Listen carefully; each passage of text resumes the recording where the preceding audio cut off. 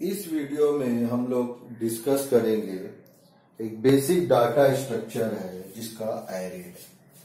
लेकिन उसको डिस्कस करने के पहले हम लोग डिस्कस करेंगे या डिफाइन करेंगे कि डाटा स्ट्रक्चर क्या होता है। इसलिए कि आप कोई भी फील्ड में जाइए, मैकेनिकल फील्ड, इलेक्ट्रिकल या इलेक्ट्रॉनिक्स या ऑटोमोबाइल या आर्किटेक्चर या सिविल, किसी में भी जाइए, आजकल जो भी वर्क होता है वो थ्रू प्रोग्रामिंग होता है। तो प्रोग्रामिंग का मतलब है कि आपको डाटा स्ट्रक्चर का कंसेप्ट होना जरूरी है। तो हम लोगों को बेसिक डाटा स्ट्रक्चर एरे पढ़ना है, लेकिन उसके पहले मैं चाह रहा हूं कि आप लोगों को डिफाइन कर दूं डाटा स्ट्रक्चर क्या होता है। तो डाटा स्ट्रक्चर क्या है? कलेक्शन ऑफ डाटा एलिमेंट्स है, लेकिन एक वर्ड आया है ऑर्गेनाइज कलेक्शन ऑफ, सबसे इम्पोर्टेंट, यानी इस तरह से ऑर्गेनाइज रहता है कि इसको आपके सेकेंडरी स्टोरेज मेमोरीज में स्टोर करना और एक्सेस करना बहुत ही आसान होता है। प्लस इसमें एक वेल डिफाइंड पहले से ऑपरेशन होते हैं कि क्या क्या ऑपरेशन हम डाटा एलिमेंट्स पे अप्लाई कर सकते हैं डाटा एलिमेंट्स को मैनिपुलेट करने के लिए, यानी डाटा एलिमेंट को प्रोसेस करके इंफॉर्मेशन लेने के लिए। या फिर ये जो सबसे इंपॉर्टेंट बात मेरा यही है। उसके बाद इसमें आ गया आपका एरे, लिंक लिस्ट आ गया है, उसके बाद स्टैक, क्यू, ये सब है। डाटा स्ट्रक्चर के बिना सिस्टम प्रोग्रामिंग पॉसिबल नहीं है। कंप्यूटर साइंस इंजीनियरिंग में data structure one of the most important field है, जिसके बगैर आपका कंप्यूटर साइंस इंजीनियरिंग को हम फील्ड को सोच ही नहीं सकते। यानी प्रोग्राम यानी सॉफ्टवेयर के बारे में हम आप कंसिडर ही नहीं कर सकते हैं कि उसको हम कैसे डेवलप करेंगे। तो इसमें हम देख रहे हैं कि अब एक बहुत ही फेमस सॉफ्टवेयर है जो ऑपरेटिंग सिस्टम है, जो बिगर आपके डाटा स्ट्रक्चर के डिजाइन के पॉसिबल ही नहीं है। अब हम देखेंगे इसमें वीडियो में एरे के बारे में। तो एरे किस तरह का मेरा डाटा टाइप है वो हम देखेंगे। तो सबसे पहले हम देख रहे हैं एरे। तो एरे क्या है? सबसे पहले तो नाम से क्लियर है, अभी मैं डिस्कस कर रहा था एग्जाम्पल में। एरे ये क्या है? सबसे इंपॉर्टेंट बात है ये क्या है? मेरा डाटा स्ट्रक्चर है।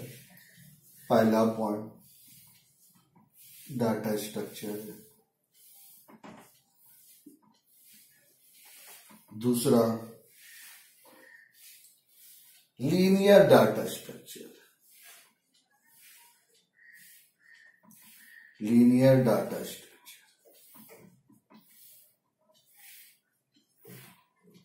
इसमें जो डाटा स्टोर रहते हैं वो एक सीक्वेंस में रहते हैं, या मेमोरी में जब ये स्टोर होते हैं तो ये क्या होता है? कंटीजियस मेमोरी लोकेशन में क्या होता है? आपका एलिमेंट स्टोर होते हैं, इसलिए इसको लीनियर डाटा स्ट्रक्चर भी बोला जाता है। इसका मतलब क्या हुआ? पहला स्टोर इन कंटिन्यूअस भी बोल सकते हैं, कंटिन्यूअस या इसको मेमोरी लोकेशंस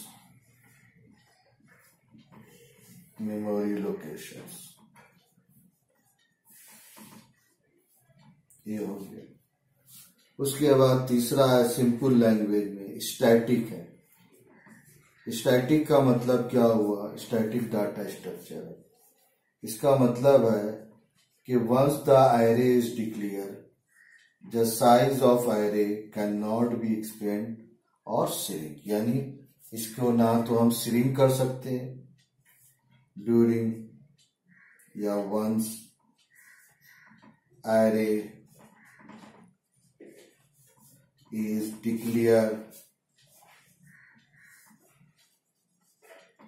डिक्लेयर,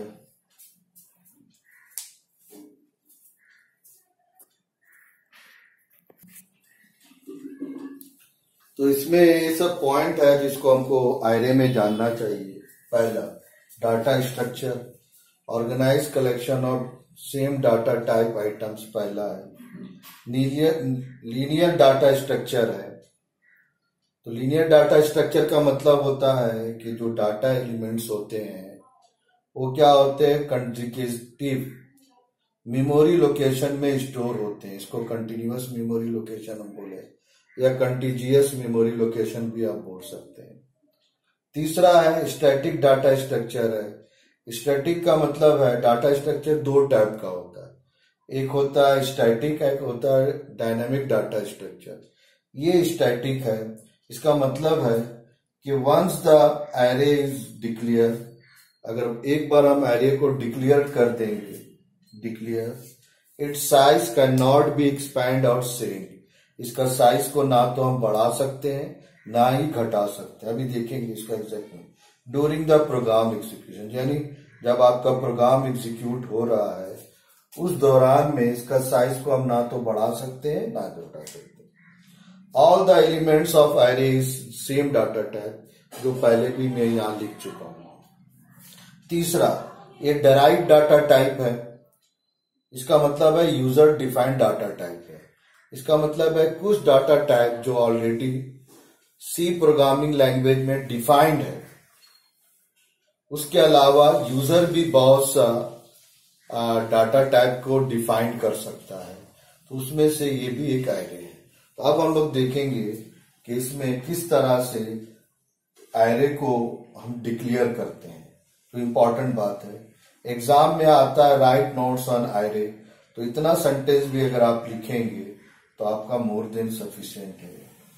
अब हम देखेंगे कि इसका डिक्लेरेशन कैसे करते हैं और इसको यूज कैसे करेंगे, यानी इसको एक्सेस हम कैसे करेंगे, इसके एलिमेंट का वैल्यू को कैसे हम मैनिपुलेट करेंगे। अब हम वो सब वन बाय वन करके देखेंगे। तो इसमें सबसे पहले हम लोग देख रहे हैं इसका डिक्लेरेशन।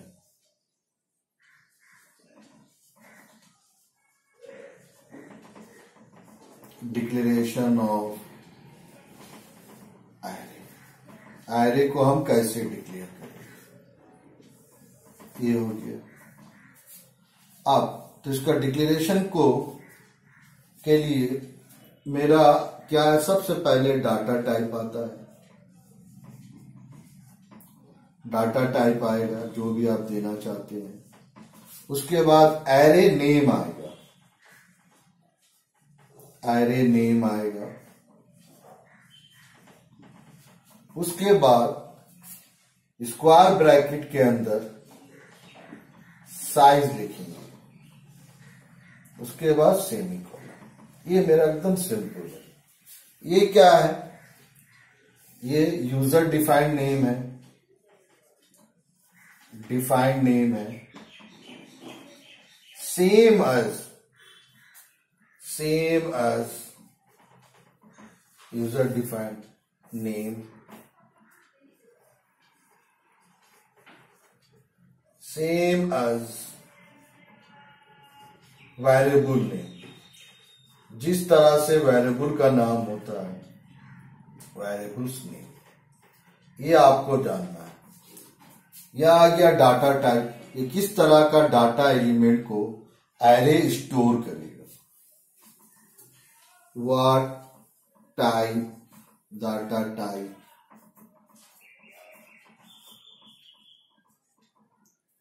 आइटम, या सबसे अच्छा रहेगा वर्ड वैल्यू, इट्स स्टोर। ये सबसे इंपॉर्टेंट है। तो जिसमें आप देख सकते हैं कि ये इंटीजर नंबर को स्टोर करेगा, तो डाटा टाइप आईएनटी लिखेंगे। अगर करेक्टर है तो करेक्टर लिखेंगे, फ्लोट है तो फ्लोट यूज करेंगे, या डबल है तो डबल यूज करेंगे। ये सब मेरा पॉसिबिलिटी है आपका। ये जो साइज है एक कांस्टेंट होना चाहिए, ये इंपॉर्टेंट बात है। एक कांस्टेंट सिर्फ आपका होल नंबर होगा, मतलब नेचुरल नंबर, यानी 1 2 3 4 ये सब होगा। अब इसका जो इंपॉर्टेंट बात है, जैसे हम एग्जांपल देंगे, ये आप जो डिक्लेयर किए हैं, ये वन डायमेंशन एरे को हम डिक्लेयर करें, ये वन डायमेंशन एरे का डिक्लेरेशन भी बोलते हैं। उसी तरह से क्या हो गया, वन डायमेंशन या वन डायमेंशनल एरे हो गया। इसलिए कि एरे को भी हम डिफरेंट कैटेगरी में बांट सकते हैं। क्या हो गया, वन डायमेंशन एरे हुआ। उसी तरह से अगर आपको टू डायमेंशन एरे को डिक्लेयर करना है तो यहां हम डाटा टाइप देंगे, फिर क्या हो जाएगा, एरे का नाम आएगा, एरे नेम आएगा, यहां दो ब्रैकेट देंगे, यहां हम देंगे, यहां पर दो ब्रैकेट, यहां दो बार है, यहां भी साइज देना होगा, यहां भी हम साइज देंगे। ये मेरा कांस्टेंट है। अब एग्जांपल लेंगे तो ये क्या हो गया, आपका डिक्लेरेशन क्या है, टू डायमेंशन है, टू या वन डायमेंशन कर देते हैं, ये हो गया टू डायमेंशन एरे हो गया, टू डायमेंशनल एरे, ये आपका डिक्लेरेशन। अब दोनों का हम एग्जाम्पल देकर आपको बताते हैं कि किस तरह से हम वन डायमेंशन का एग्जाम्पल देंगे, और तो ये क्लियर है आप लोगों को। अब जो इंपॉर्टेंट बात अभी हम देखेंगे, इसका डिक्लेरेशन। अब इसमें क्या आ जाएगा, इसका एग्जाम्पल अगर हम देखें डिक्लेयर कर रहे हैं तो एग्जाम्पल ले लेते हैं। एग्जाम्पल हम डिक्लेयर करते हैं कैसे, INT, यहां दिए नेम, हम दे दिए X, यहां दे दिए 25। इसका मतलब है कि X can store up to 25 integer number, यानी 25 इंटीजर नंबर को X वेरिएबल स्टोर कर सकता है। उसी तरह से अगर हम CHR डाटा टाइप लिए, यहाँ एरे का नाम दे दिए नेम, यहाँ दे दिए मान लेते हैं सपोज 10, इसका मतलब है नेम नाम का जो वेरिएबल होगा वो क्या करेगा, आपका 10 कैरेक्टर को मैक्सिमम स्टोर कर सकता है। वन बाई वन करके देखेंगे। इसका डिक्लेरेशन अगर हम देखेंगे तो उसको हम डिस्कस करने के पहले वन डायमेंशन को हम कंप्लीट डिस्कस करना चाहते हैं। ये हो गया मेरा इधर है। अब जैसे ही अगर मान लेते हैं, यहां हमें तो दे दिए फ्लोट डिक्लेयर कर दिए, यहां पर मार्क्स,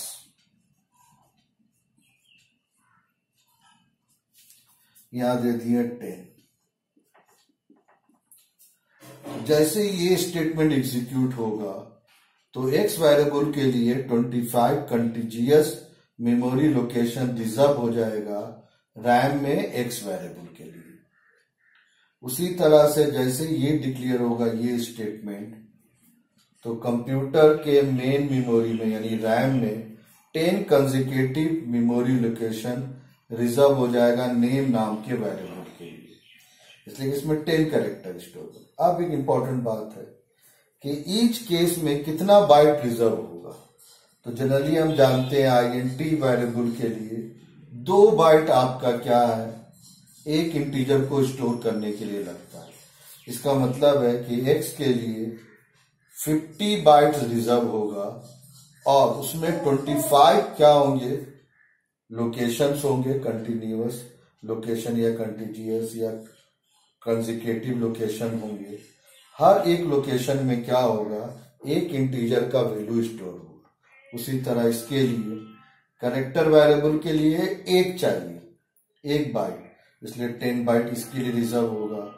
और फ्लोट के लिए कितना होता है मेरा, आप जानते हैं 4 बाइट, इसलिए इसके लिए कितना हो जाएगा 40 मेमोरी स्पेस रैम में स्टोर होगा। और जिसमें क्या होंगे, कितने लोकेशन होंगे, आपका 10 लोकेशन होंगे। ईच लोकेशन में मेरा एक डेसिमल नंबर स्टोर होगा ईच लोकेशन में।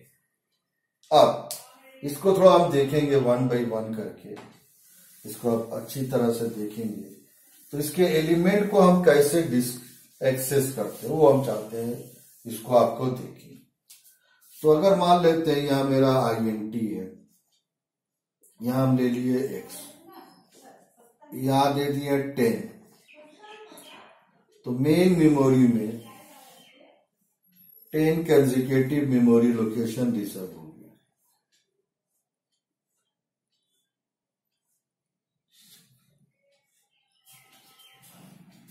1 2 3 4 5 6 7 8 8 9 10। इसका नाम क्या पड़ गया, x पड़ गया।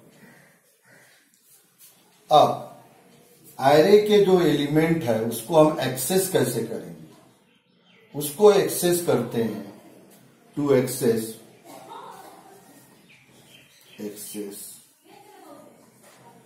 एलिमेंट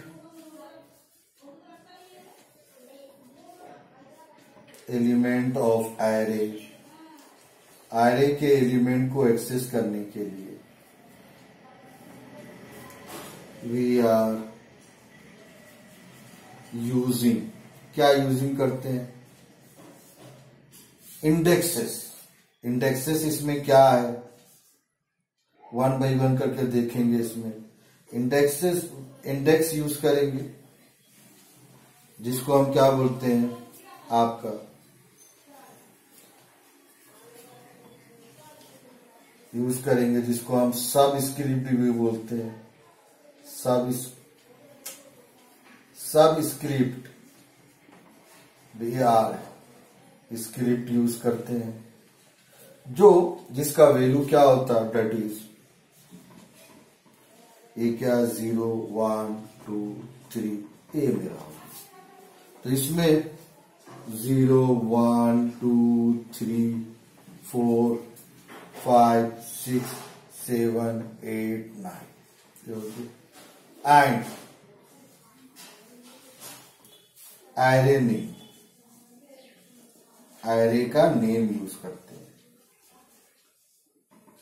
एलिमेंट को एक्सेस करने के लिए। एलिमेंट का नाम एक्स है और इंडेक्स जो स्टार्ट होता है, जो मेरा इंडेक्स है, इंडेक्स जो स्टार्ट होगा वो ऑलवेज स्टार्ट होगा 0 से। यानी आप बोल सकते हैं फर्स्ट एलिमेंट का इंडेक्स 0 है और लास्ट एलिमेंट का इंडेक्स क्या है, 9 है। अगर साइज 10 है इसका मतलब ये हो जाएगा 10 माइनस 1 9 होगा। अब ईच इसका एलिमेंट को कैसे एक्सेस करेंगे, ये एलिमेंट हो जाएगा x और इसका इंडेक्स देंगे स्क्वायर ब्रैकेट के अंदर। इसका कितना हो जाएगा मेरा x और ब्रैकेट में 9 देंगे। उसी तरह से ये क्या हो जाएगा, ये हो जाएगा x और ब्रैकेट में 0 देंगे। इस तरह से हम क्या कर सकते हैं, एरे के किसी भी एलिमेंट को आसानी से हम क्या कर सकते हैं, एक्सेस कर सकते हैं। ये वेरी वेरी इंपॉर्टेंट बात है। अब हम एक प्रोग्राम के थ्रू देखेंगे, लेकिन उसके पहले एक और इम्पॉर्टेंट चीज बता रहा हूं कि डिक्लेरेशन के टाइम में ही एरे के एलिमेंट को किस तरह से इनिशियलाइज करेंगे, ये भी मेरा इम्पोर्टेंट है। देखिए ये वाला, तो ये मेरा वैल्यू होगी। अब मेरा नेक्स्ट मेरा क्या आया, इसमें हम बताने जा रहे हैं कि इनिशियलाइजेशन के टाइम में ही एरे को हम किस तरह से एक्सेस करेंगे। ये आप अपना देखना है। देखिए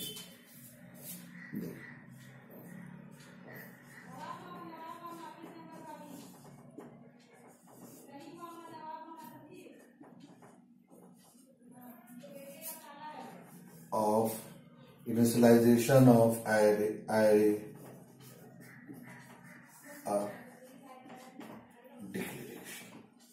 डिक्लेरेशन के टाइम में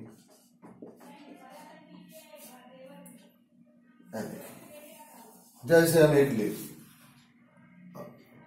जैसे यहां पर हम दे दिए इंपॉर्टेंट फ्लोट दिए, यहां दे दिए हम मार्क्स, स्क्वायर ब्रैकेट दे दिया, आप साइज दे भी सकते हैं। यहां करली ब्रैकेट के अंदर दिए 0.1, 2.5 -7.3 2279, यही देते, इतने ही देते। तो इस केस में क्या होगा, यहां पर हम देंगे लिस्ट ऑफ एलिमेंट, वैल्यू देंगे जो इसमें स्टोर हो। तो जैसे ही एरे बनेगा तो एरे डिक्लेयर करेगा, इसका साइज कितना होगा देख लेंगे, 1 2 3 4, 4 एलिमेंट है तो इसका साइज 4 का हो जाएगा। इसका नाम क्या पड़ जाएगा, मार्क्स पड़ जाएगा। इसका पहला वैल्यू 0.1, इसका दूसरा वैल्यू 2.5, इसका -7.3 और ये हो गया 22.7। ये हो गया मेरा 0 1 2 3। अब अगर आप बोलेंगे कि अगर हम इसको ये प्रिंट करवाते हैं, सपोज समझाने के लिए बता रहा हूं, प्रिंट करवाएंगे, अगर हम ऐसे लिख दिए %f दे दिए और यहां पर मार्क्स हम दे दिए 2, तो इसका वैल्यू क्या होगा, इसका वैल्यू कितना प्रिंट करवाएगा इस केस में, -7.3। तो ये मैं एग्जांपल देके आपको समझाया हूं कि ये आपका किसका मतलब क्या हो। तो इस तरह से हम क्या कर सकते हैं, एरे को डिक्लेयर कर सकते हैं। जब उसको हम क्या करते हैं, नहीं इनिशियलाइज कर सकते हैं वैल्यू को, जैसे ही हम उसको डिक्लेयर करेंगे। तो अब हम एक प्रोग्राम में करके देखेंगे कि किस तरह से एरे में एलिमेंट को इनपुट करवाएंगे और उसके बाद उसको प्रिंट करवाएंगे। एकदम सिंपल प्रोग्राम अभी हमने, यानी write a program to input n integers या नंबर। राइट ए प्रोग्राम सबसे पहले to input n numbers and print them, उसके बाद प्रिंट करवाना, यानी जो नंबर है उसको हमको प्रिंट करवाना। इस प्रोग्राम को हम कैसे करेंगे, अब जैसे हम एग्जांपल लेते हैं, सपोज n का वैल्यू हम मान लेते हैं 5 है, ले लीजिए। नंबर आपका आ गया 25, 13, 17, 2, 5, ये आपका नंबर है। ये नंबर को 1 by 1 करके इनपुट करवाएंगे। अब मैं यहाँ एडवांटेज आपको बताता चला जा रहा हूं कि अगर हमको 5 नंबर को इनपुट करवाना है तो स्टोर करने के लिए हम क्या करेंगे, 5 वेरिएबल को डिक्लेयर करना पड़ेगा। लेकिन एरे के थ्रू हम क्या कर सकते हैं, सिर्फ एक ही वेरिएबल को डिक्लेयर करेंगे और उसको क्या करेंगे, उसमें क्या करेंगे, 5 नंबर को स्टोर कर देंगे। खाली किसकी मदद से, एरे का नाम होगा और इंडेक्स, ये दोनों को हैंडल करके 5 नंबर या 5 से ज्यादा नंबर को भी हम इनपुट करवा सकते हैं और वेरिएबल का नाम एक ही होगा और उसको मैनिपुलेट या डिस्प्ले कर सकते हैं, जो भी पर्पस उसका है। तो ये प्रोग्राम मैं कंप्लीट लिखना चाह रहा हूं आप लोगों के लिए, इसको आप देखिए अच्छी तरह।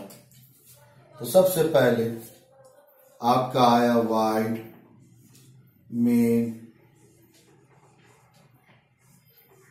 उसके बाद सबसे पहले INT n ले लिया, हो गया। अब जो इंपॉर्टेंट बात है, एरे को डिक्लेयर करना, एरे का नाम a। अभी मैं यहां और कुछ दिया नहीं हूं, बाद में लिखूंगा। अब जो इंपॉर्टेंट बात है, अब यहां पर सबसे पहले हम इनपुट करवाएंगे प्रिंट एफ। यहां सेमीकोलन देना दिया नहीं हूं, बाद में कुछ और वेरिएबल हो सकता है ऐड करना पड़े। प्रिंट एफ, ये एक्सपीरियंस से आपको आइडिया हो जाएगा। इनपुट साइज ऑफ लिस्ट, यानी लिस्ट में कितने नंबर है वो इनपुट करवा देंगे। ये हो गया सबसे पहले स्कैन एफ, यहां आया परसेंटेज डी, उसके बाद एम%n सेमीकोलन। इस केस में एन का वैल्यू हम जो देंगे, जो भी दे सकते हैं, अगर हम मैक्सिमम इसका वैल्यू देंगे 25, इसलिए कि एरे का साइज कितना है 25 से ज्यादा ये स्टोर नहीं करेगा। तो एन का वैल्यू इनपुट करवा लेंगे, एन का वैल्यू 10 है तो अब 10 वैल्यू हमको इनपुट करवाना है। एन का वैल्यू कितना इनपुट करवा रहे हैं समझाने के लिए बता रहा हूं, सपोज 10। तो आपका मेन मेमोरी में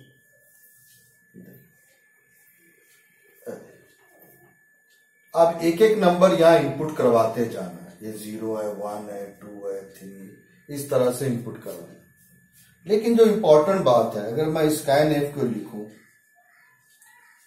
तो वैल्यू को इनपुट करवा कर अगर ए जगह स्टोर करना है तो हमको क्या लिखना होगा, परसेंटेज डी,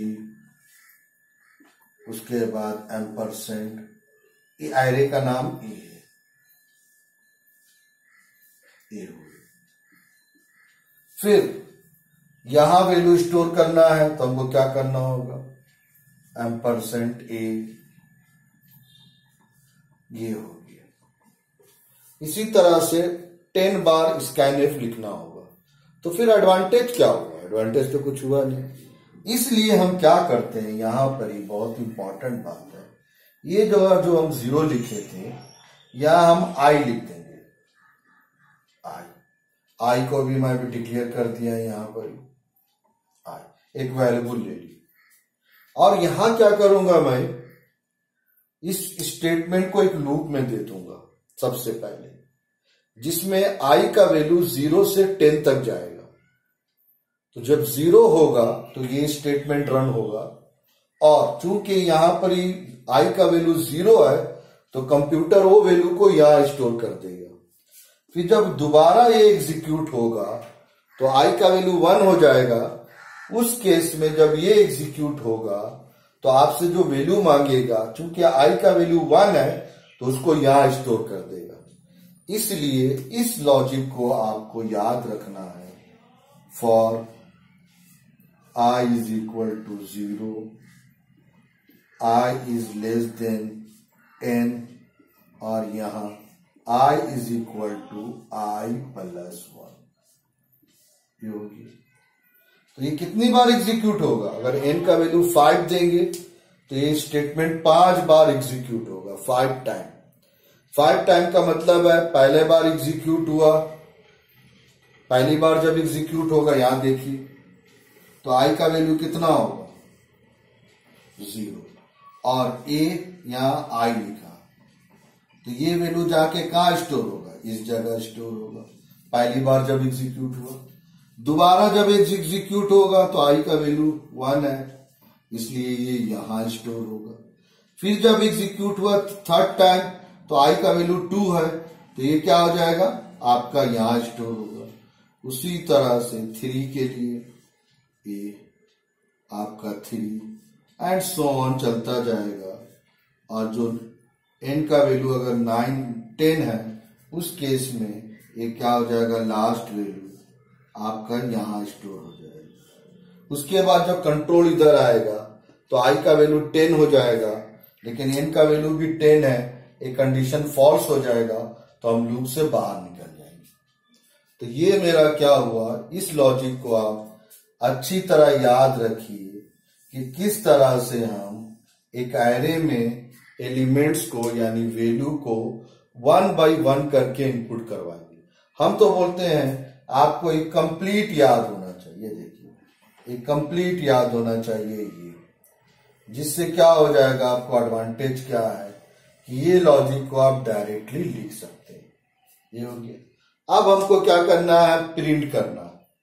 तो प्रिंट के केस में हम क्या करेंगे, सेम मेरा लिखेंगे, उसके लिए मेरा 1 बाय 1 करके, तो हम यहां लिखते हैं, यहां लिख रहे हैं इसके लिए हम उस प्रोग्राम का वो पार्ट यहां लिख रहे हैं। तो यहां आ जाएगा सबसे पहले प्रिंट एफ,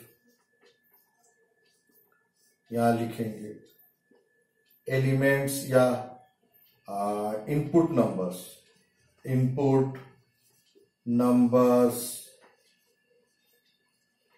आर, एक स्पेस दे दिए। फिर से वही for i 0, i less than n, i is equal to i plus 1। यहां हम दे दिए प्रिंट एफ, उसके बाद परसेंटेज डी, यहां एक स्पेस दे दिए, ए जगह स्पेस है, ए जगह। उसके बाद ए ऑफ आई, ये मेरा कंप्लीट हो गया प्रिंट का। पहले आई का वैल्यू 0 हुआ तो इस प्लेस में जो वैल्यू रहेगा उसको प्रिंट करवाएगा। आई का वैल्यू 1 होगा तो इस प्लेस में जो वैल्यू है उसको प्रिंट करवाएगा। इस तरह से सब वैल्यू प्रिंट करवाएगा। उसके बाद गेट ch, जो हर प्रोग्राम में लिखते हैं, और जो मेन का करली ब्रैकेट स्टार्ट हुआ ये बंद हो गया। तो ये क्वेश्चन बहुत इंपॉर्टेंट है दोनों पॉइंट ऑफ व्यू से, कि किस तरह से एरे के एलिमेंट को 1 by 1 करके हम इनपुट करवाएंगे और किस तरह से वैल्यू को आप 1 by 1 करके मॉनिटर पे डिस्प्ले करेंगे या एक्सेस करेंगे। ये भी इंपॉर्टेंट बात है। अब और एक इंपॉर्टेंट बात है इसमें, प्रिंट एफ, स्कैन एफ, ये सब यूज किए हैं, इसलिए प्री प्रोसेसर स्टेटमेंट तो हमको लिखना ही होगा। बगैर प्री प्रोसेसर स्टेटमेंट के मेरा नहीं चलेगा, कंपाइलर इसको कंपाइल नहीं करेगा। तो इस वीडियो में इतना ही। अब सेकंड वीडियो में फिर हम आगे